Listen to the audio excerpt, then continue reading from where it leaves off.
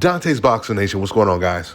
So there's a new fighter in the lightweight division that is considered the most dangerous fighter in the entire division, and his name is Raymon Muratalla. At least according to Tim Bradley, he's the most dangerous fighter in the entire division.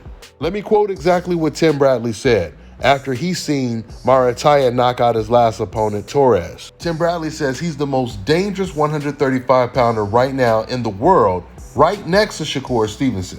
He goes about his business differently. You know, Shakur Stevenson, the southpaw, a great technician and great defense. Muratalla, you saw great defense tonight. You saw a completely dominant performance from him against a good quality opponent who came in undefeated, and he made it look easy. When you make things look easy like that, it shows what level you're on. We always say there's levels to the game. He fought an undefeated guy that came in full of confidence, and he took his confidence away from the opening bell. He walked him down. He did exactly what he wanted to do. He took his best punch away from him, which is his left hook, and was able to stop him. What else can you ask for? Moving forward, this is a kid that deserves a title shot. He really does. We don't know what the lightweight champion Devin Haney is going to do after the Regis Prograis fight. But I can tell you this, and I can assure you this. If Muratalla were to fight Devin Haney, I would put my money on Muratalla.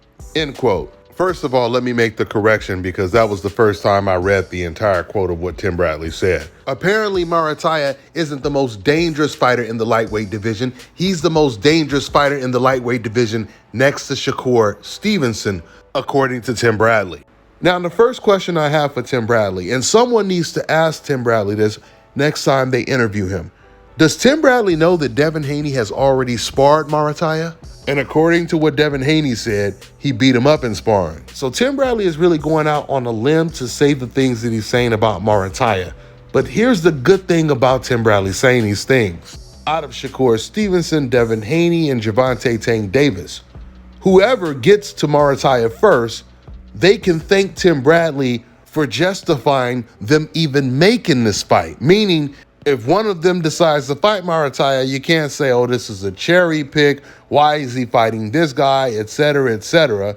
In fact, if any of the three kings ever fights Muratalla, they should use the clip of Tim Bradley and everything he said about how special Muratalla is. Now, Raymon Muratalla, he is a good fighter. He's coming off of two back-to-back good knockout wins over Dontaesboxingnation and Torres. I personally felt the Dontaesboxingnation win was far more impressive than the Torres win because Torres, he just seemed like a moving punching bag with no special effects. Now, I'm not trying to say Dontaesboxingnation had special effects, but Dontaesboxingnation, he had a knockout win over Burchell, and he went 12 rounds with Shakur Stevenson. And Shakur Stevenson completely respected him. And he respected him because he would say after the fight, Dontaesboxingnation was the hardest puncher he had been in the ring with. By way of contrast, Torres previously had never been in the ring with big-name fighters like Shakur Stevenson or a Burchell. So with Torres, we couldn't really compare how Muratalla did against him versus other guys that had been in the ring with Torres. Torres just had an undefeated record.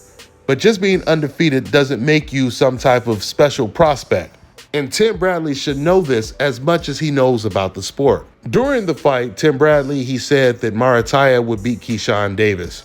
Now, I didn't even know. I just found out that he said after the fight that Muratalla would also beat Devin Haney. Right now, Tim Bradley, he's talking about Muratalla the exact same way they were talking about Bam Bam Rodriguez a year ago. But regardless of what you think about Tim Bradley going out of his way to say these things, the good news is this creates a very viable opponent for one of the three kings. Matter of fact, before I forget, I want to ask my Mexican viewers right now, how many of you guys agree with everything that Tim Bradley said and wants to see Raymon Muratalla fight against Gervonta Tank Davis, Devin Haney, or Shakur Stevenson? How many of you guys believe that's the fight that one of those guys should take? I want you to put your answer in the comment section because it's not just Tim Bradley saying this. Of course, Tim Bradley is following old media's lead. They're saying it as well, which will once again promote this fight if one of the three kings ends up fighting against Muratalla. Would be a Lomachenko, a Frank Martin, a Michelle Rivera, or even the George Kambosos fight, especially since now George Kambosos is fighting on ESPN. Or maybe I should say he signed with Top Rank. Oh, and I almost forgot about Jermaine Ortiz. So if Muratalla gets any of these guys in the ring, it's going to tell us a lot more about how good he is. Let's see how it all plays out. That's all I got for now, guys. I'm on to the next one.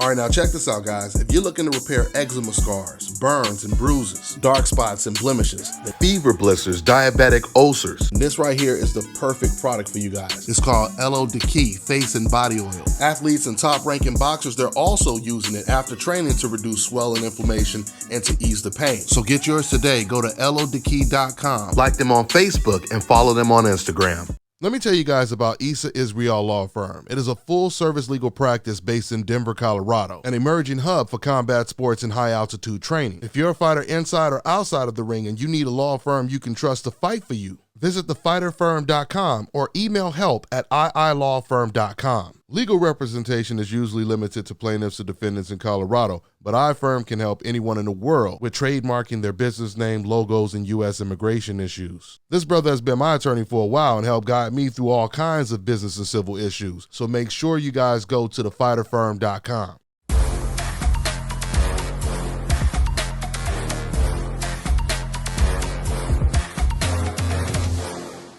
My name is Chris, and I'm all the way here from Anchorage, Alaska at Scalp Carolinas, and I'm here for my second treatment of SMP.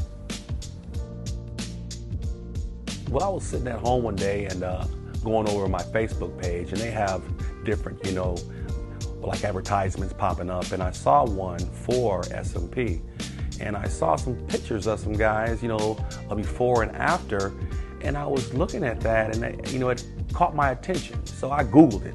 SMP, nothing showed up in my area. So, I did a little more research, and all of a sudden, Scalp Carolinas popped up in the web browser.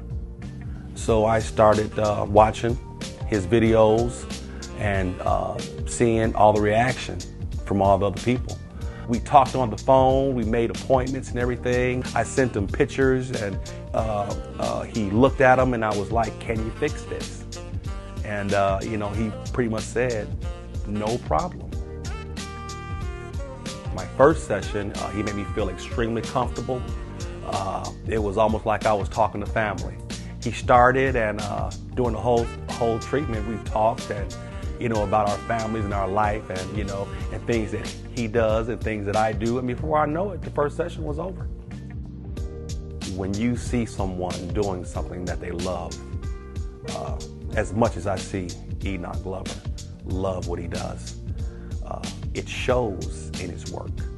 I wouldn't point anyone in any other direction but here to North Carolina, Scalp Carolinas, to get this done.